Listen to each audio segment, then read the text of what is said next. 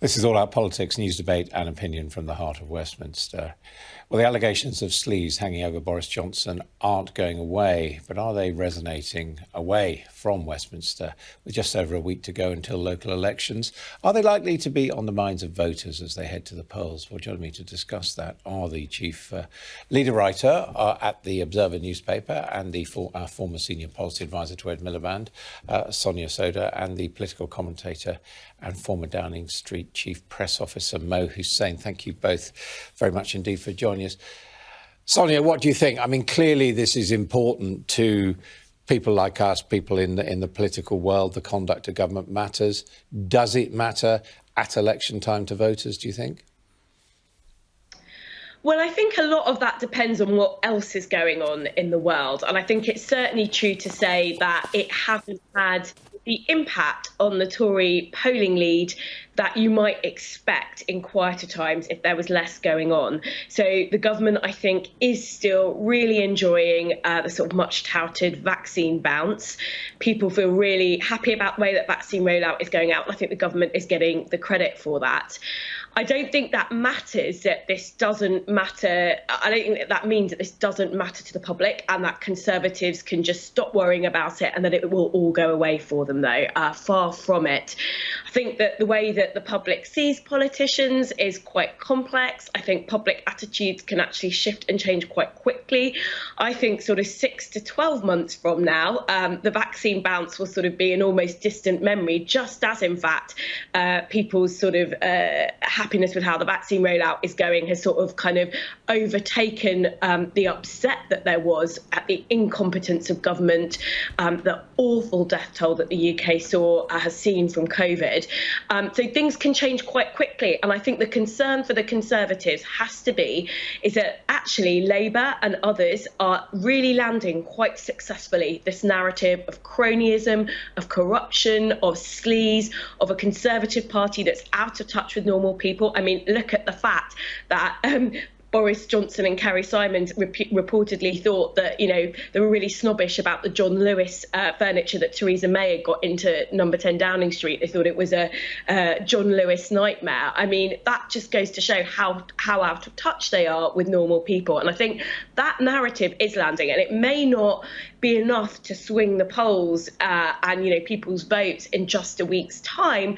But I think that is going to build up over time. And at some point, that is going to start to sort of make itself felt on the polling figures. I just think it might take a while.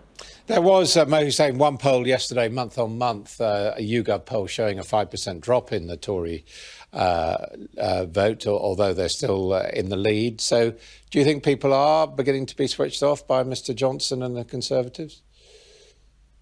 I think it's having some impact, certainly, but I think the things that people will certainly at the elections be voting about more are the on the doorstep, bread and butter day-to-day issues, and things like the vaccine bounce that Sonia pointed out, or the fact that we are unlocking the country and going back to some sense of normality again. I think will probably be slightly higher on people's minds. But that does not mean for 1 minute that the government or the Conservative Party can be complacent in this. We've had this kind of he said psychodrama, which does put people off. People want people empowered to worry more about the problems affecting the country, not some kind of internal palace intrigue or Westminster drama. So I think that will have probably some effect. The other thing is also the credibility of the antagonist here. Dominic Cummings is not a popular figure within the party, which is why you haven't seen many MPs turn against the Prime Minister. And also, in the eyes of the public, he is tarred by the Barnard Castle incident. So I think unless there are many more revelations, which there could well be, he does seem to have a lot of information. And depending on what he says in front of MPs in the coming weeks, and if we get more of this drip of allegations, which is really not helpful to the government, then this picture could certainly build up. But as things stand, I don't think it's cutting through as much as the Labour Party would want it. And Sonia, there is the phenomenon of Boris Johnson.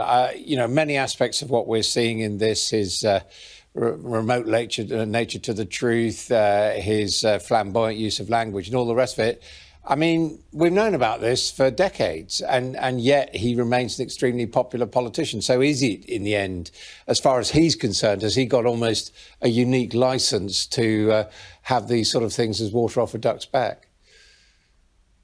I think he has managed to evade accountability for it more than most politicians, because I think there is an extent to which it's priced in by voters, because we have known that since he was mayor of London, actually, I mean, ever since Boris Johnson has held public office, there have been real issues with his integrity, with his willingness to declare financial conflicts of interest. When he was mayor of London, he didn't declare his personal relationship with Jennifer Arcuri, and yet she got many thousands of pounds of public money when he was mayor of London, and that is something that's continued. Just a couple, soon after he became prime minister, he tried to shut down Parliament in a move that the Supreme Court ruled was unlawful because MPs, weren't going to give him his way. So there have always been massive concerns about Boris Johnson's integrity. I think, if you go and look at the Nolan principles of public life, the 7 principles that are meant to govern, the conduct of holders of public office, Boris Johnson basically falls down on all of them. And I think Mo's right, Dominic Cummings is not a man of integrity, clearly, but neither is Boris Johnson. And that's why this whole, this whole sort of drama, I mean, it really does, I think, have longer term consequences. And yes, Boris Johnson has sort of managed to get away with it so far, in the sense that he's ended up as prime minister, and as you say, a pretty popular prime minister at that, although his personal approval ratings really did take a dive last year over the pandemic and the sort of disgraceful handling of the pandemic by the government. But I do think you can't escape accountability for this forever. And at some point, I do think the public mood against him is going to shift. Maybe not right now because of the vaccine bounce, but at some point, I think that will happen. There's no such thing, I think, as getting a completely free pass in politics for this stuff. After a while, you'll have been in office a while, people will be a bit bored of you, and you just won't get away with it in the same way. Mo, we've also had David Cameron drawn into this. Is perhaps Mr Johnson's best defence to say, well, look, we're all at it a bit, but let's move on and deal with serious things, which seems to be the message coming from ministers? Yeah, I think the government were very keen to go back to the domestic agenda and highlight again things like the vaccine rollout and the roadmap to unlocking the country. And I think that's what they will want to talk about. But the current Prime Minister is very good also at drawing very clear dividing lines between himself and previous Conservative administrations. So I think a bit of distancing from the past in that respect as well is, again, on the agenda. It also feels to me, though, that there is a element of this is completely priced in, as Sonia was saying, with this Prime Minister, that, this is somebody who, in a very Labour-leaning city, won the mayoralty twice. He's got the biggest majority the Conservative Party has seen for decades. So for the party, for the members, for MPs, who perhaps probably through gritted teeth, stick with him because they see him as electoral gold. Now, when he stops winning elections, I think that story will change. But at the moment, there may be a slightly uneasy relationship with him, but they do see him in the sense of self-preservation as keeping the Conservative Party in power for the foreseeable future. Thank you both very much. I'm afraid we're going to have to break off there, Sonia. Apologies.